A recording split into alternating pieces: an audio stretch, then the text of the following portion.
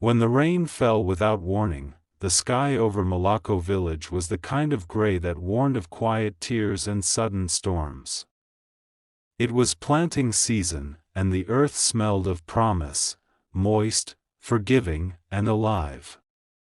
Women sang softly as they tilled the land, their voices rising like the morning mist, threading through trees, and waking birds perched lazily on branches. Among them was Mbalanel. She moved with grace, even with her calloused feet and worn-out dress. Her hands were not made for the softness of love, but for work, real work. Yet her eyes still held dreams. Eyes that had once believed in laughter shared beneath mango trees, in touches that lingered, in promises made with whispers. That was before he left Thabiso. He had come from the city during the holidays, sent to stay with his grandmother after what he vaguely called university stress. With his clean sneakers, pressed shirts, and phone that glowed like magic, he had been the talk of the village. Every girl noticed him, but he noticed Mbalanel. He said she reminded him of silence, the beautiful kind. The kind that was peaceful, not empty. They met when she brought his grandmother a pot of boiled cassava. She had not meant to linger, but he had asked questions, gentle ones. She answered shyly, then smiled. His laugh was easy, like water over smooth stones. In the weeks that followed, they met often. Sometimes they just sat, watching goats grazing, their shoulders barely touching. Sometimes he read to her from his university books, using big words and then laughing when she made up meanings for them. And sometimes, they kissed behind her father's granary, where old maize bags sat like forgotten elders. He said her lips were softer than the music of Johannesburg's jazz clubs. She didn't know what jazz was, but she liked the way he said it. Then the rain came. It was the last evening of December. The sky rumbled in warning, but the villagers, tired and festive, danced anyway. Mbalanel wore a borrowed dress that clung to her gently. Thabiso had taken her hand and pulled her away from the crowd to the mango grove. They lay on the dry leaves, hearts beating faster than the storm approaching. Under that tree, he whispered that he loved her. That when he returned to the city, he'd write, he'd call, he'd return. That one day, he'd take her with him, show her the big lights, teach her to wear heels and eat food with forks and knives, and then, before the rain fell in full, he was gone. The next morning, his grandmother said he'd left on a night bus. Urgent call from his mother, apparently. No note. No call. No goodbye. Just the fading scent of his cologne on the old wool sweater he had once draped over her shoulders. 3 months passed. The silence between them stretched like the long dusty road that led out of Malacco. The whispers began when her stomach refused to lie flat anymore. Her mother noticed first, then the neighbor who sold cassava, then everyone. Mbalanel is with child, they said. She trapped him, others whispered. She wanted a city man. Shame, a few sighed. So young, so gentle. Her father, a strict man of old rules and few words, stood outside the house for hours that evening. When he finally entered, he looked at her belly and said only, "You will not shame me twice. You may stay, but don't call me Baba." Mbalanel didn't cry. Her tears had dried like clothes forgotten on the line, stiff and sunburnt. Instead, she walked to the backyard and lay under the same tree where she had once been kissed. She whispered to the earth, "I will grow, even if he forgot to water me." Life became a rhythm of survival. She rose before dawn, fetched water, cleaned, cooked, and helped her mother on the farm. Her father said nothing to her but scolded her younger siblings twice as much. At night, she lay on her mat, her hands resting gently on her swelling belly, humming lullabies she half remembered from childhood. Once, in the market, she saw a boy with sneakers just like the Bisso's. Her heart leapt, her breath caught. But when the boy turned, it wasn't him. Just another stranger who wouldn't look twice at a village girl with dust on her feet and disappointment in her eyes. Still, she didn't hate him, she couldn't, she had loved him sincerely, without asking for anything in return but honesty. Maybe he was scared. Maybe he meant to write but life got in the way. Maybe he thought the village was just a story, and she a chapter that could be closed, but her chapter wasn't closed. It had just begun. One day, as she washed clothes by the river, an old woman sat beside her. "Your belly is round like the moon," the woman said. Balinal nodded. "First child?" Another nod. "Girl, don't let the pain make your heart hard. You are still light. Let it stay." That night, Balinal stared at the stars and tried to believe the old woman's words. Her child kicked. She placed her palm on her stomach and whispered, "You will be more than a mistake. You are my beginning." The wind answered her with a soft breeze, and for the first time in weeks, Balinal smiled, small, but real. The girl he left in the rain.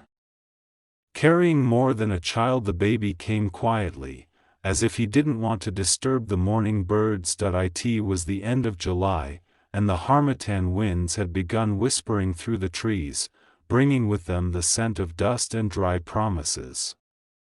Balinal had labored alone at first, kneeling on a mat woven by her grandmother. Her mother, strong and calm, had come in only when the time was right. "You can do this," she said, holding her daughter's hand, pressing her own strength into it. Balinal didn't scream. She bit down on her bottom lip and pushed as though she was pushing her sorrow out with the child. When the cry finally came, high-pitched and alive, she felt something inside her burst and settle all at once. A boy. The women in the room smiled. Her mother wrapped the baby tightly in a blue cloth and handed him to her. "He has your eyes," her mother whispered. Balinal looked into her son's face, and her own heart softened like soaked maize meal. His tiny hands, his mouth that puckered as if remembering the world he'd left, everything about him was sacred. She named him Lutho, meaning something out of nothing. But the world wasn't always kind to names. The village didn't celebrate Lutho's birth. There were no drums, no ululations, no gifts from a proud father. Only the quiet rustle of judgment, neighbors who stared too long, women who clucked their tongues, children who pointed. Yet Balinal walked through it all with her baby on her back and her chin held steady. She tied him tightly with a faded cloth and carried him as though he were royalty. Every morning, she kissed his forehead and whispered, "You are mine, and I am yours. That's enough." She began sewing clothes, small tunics, skirts, and tiny shirts, using scraps from the tailor's leftover fabrics. Her mother taught her to stitch straight and strong, and soon, people began to notice the neatness of her work. Orders trickled in. Slowly, she earned enough to buy Lutho powdered milk and soap. Each coin felt like dignity restored. Her father, though still silent, began leaving firewood outside her room. Once, he mended her sewing stool without being asked. And on a morning when Lutho was running a fever, he handed her herbs wrapped in a dry leaf without a word. It was his way. In the city, far away from village dust and silence, Thabiso sat in a clinic room staring at a file he couldn't read. He had become a doctor like his parents wanted, but he hadn't become the man he once promised to be. Not the man who had held Mbalanel's hands under the mango tree. Not the boy who had whispered forever under the stars that he hadn't written. At first out of confusion. Later out of shame. Then out of cowardice. He had returned to campus, buried himself in books, parties, internships. He had tried forgetting. It almost worked, until one day, he passed a shop window and saw a dress, yellow with tiny red flowers. Just like the one Mbalanel wore the night of the village festival. The memory hit him like a wave, sudden and cold. He sat on the curb and wept, his tears soaking the collar of his starched shirt. He thought of going back, of calling. But what would he say? I left because I was scared, I didn't know what love meant, I forgot who I was when I left you. Still, the guilt stayed. Like dust on his shoes that wouldn't wipe off. 2 years passed, Lutho learned to walk, then to run. His laughter was the kind that shook leaves and made the air sweeter. He called his mother Mama, and loved playing with spools of thread and pieces of cloth. Sometimes, he'd wrap a tiny cloth around his waist and declare, I am sewing like Mama. Mbalanel would laugh and hold him close. Her heart had grown gentler. Not healed, but steady.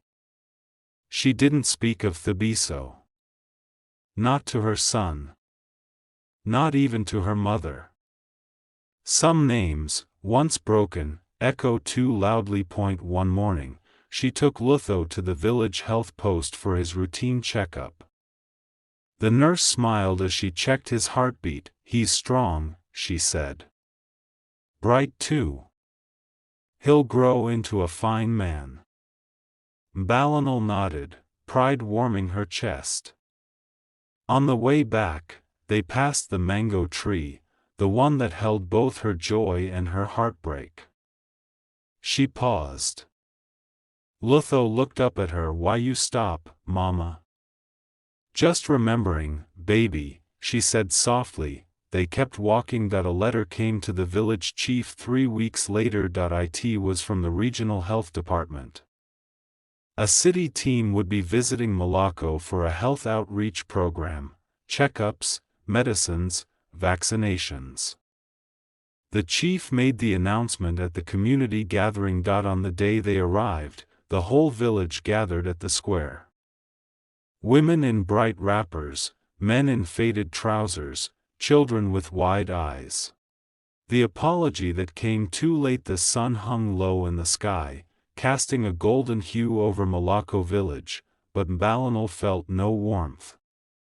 Not with Thabiso standing just 10 paces from her, frozen like a statue carved from guilt. The child on her back shifted restlessly, tugging at her cloth. She pulled it tighter around Lutho and turned away. Thabiso took a step forward. Mbalanel, he whispered. She didn't stop walking. He followed, weaving through the crowd that had already begun to murmur. Villagers glanced between them, recognizing a storm before it broke. Some looked at him with surprise, others with disapproval. They remembered. Villages never forget. Mbalanel, please. Just a moment. She reached the edge of the compound, stopped, and finally turned. Her eyes met his. Calm. Heavy. Unforgiving. You're late, she said. He swallowed. I didn't know. I didn't know you were. You didn't ask, she cut in, voice steady, but soft. You left before the rain finished falling. Before I could even say goodbye.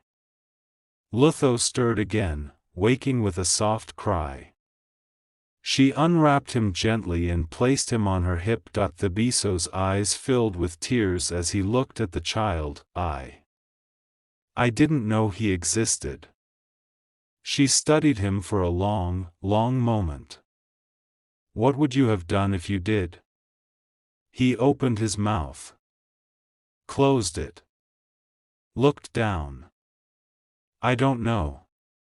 That's what I thought, she said, and turned to leave again. Later that evening, as the villagers cooked over smoky fires and children played in dusty yards, Thabiso sat outside the small clinic hut, head in hands. The nurse approached and handed him a cup of water. She's stronger than she looks, she said quietly. He nodded. I know. She raised him alone. Never once asked the village for pity. She shouldn't have had to, he whispered. That night, Balinal sat on her mat, watching Lutho sleep, his chest rising and falling like calm tides. Her mother entered, sitting beside her. He saw the boy, she said, yes. Her mother studied her daughter's face, then gently placed a hand over hers. Let him speak, Balinal. Not for his sake, but for yours. I don't need his apology. Maybe not. But you deserve it. The next day, Thabiso came early. No white coat. No clipboard. Just a plain shirt and eyes that had not slept. He waited outside her home until she emerged, balancing a basin of laundry. Can I walk with you? He asked. She hesitated, then shrugged. It's a free village. They walked in silence toward the river. The sun filtered through the trees, and birds sang above, as if trying to fill the space between them. I was afraid, he began. Back then. Of everything. Of loving you. Of being seen with you. Of not being enough. Of being too much. She kept walking. I went back to the city and tried to erase you. But you stayed. In every quiet moment. In every sunset. In every little boy I saw playing in the park. Balinal stopped near the riverbank and began washing. Then why now? I don't know, he said honestly. Maybe I thought I could fix things. Maybe I thought I still mattered. She looked at him. Really looked. You mattered once. Deeply. But you don't get to walk back into our lives and think a few tears will rewrite everything. I know, he said, voice cracking. But let me try. Let me be there, for him. For him, she repeated. You know his name? He hesitated.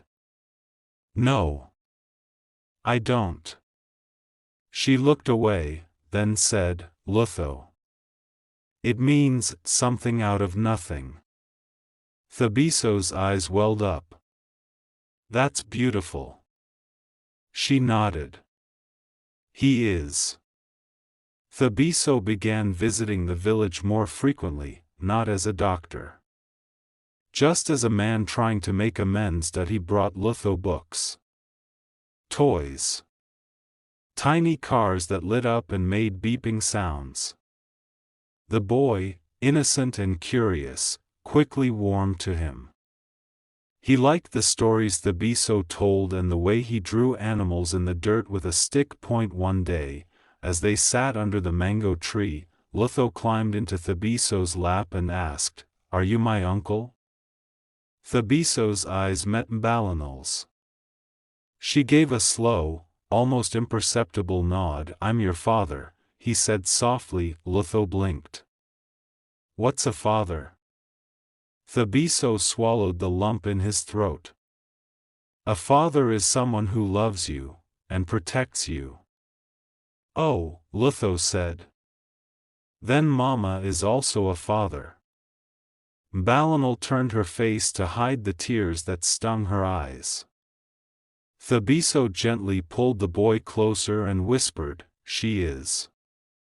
That night, after putting Lutho to sleep, Thabiso sat outside the hut. Balinal joined him. "I want you to know something," she said. That he nodded. "I'm not angry anymore. Not because I forgive easily, but because I needed peace more than I needed revenge." He looked at her, pain written across his face.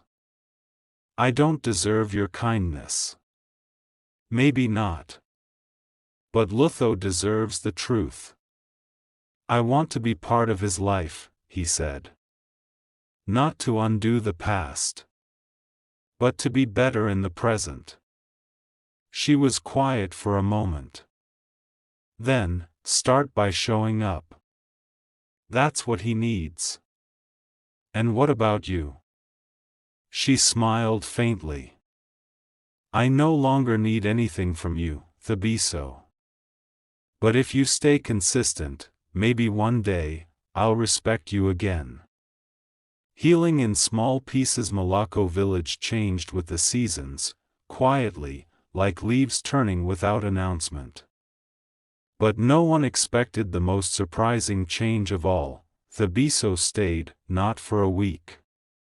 Not just as a guest, but fully, like roots finally deciding where to grow. He rented a small room near the market square, started offering free medical checkups to villagers, and helped repair the old borehole behind the clinic. People began to greet him without caution. Children stopped calling him the city man and started calling him Dr. T. But the one who watched most closely, quietly, always with measured eyes, was Balinal. She saw how Lutho ran to him now, tiny legs tumbling with joy. She saw how Thabiso bent low to tie his sandals, how he corrected him gently, how he watched the boy sleep like he was watching the moon itself. She also saw his efforts with the village, how he treated the coughs of elders with respect, how he helped a widow carry her yams, how he listened when the youth spoke. Still, she remained cautious.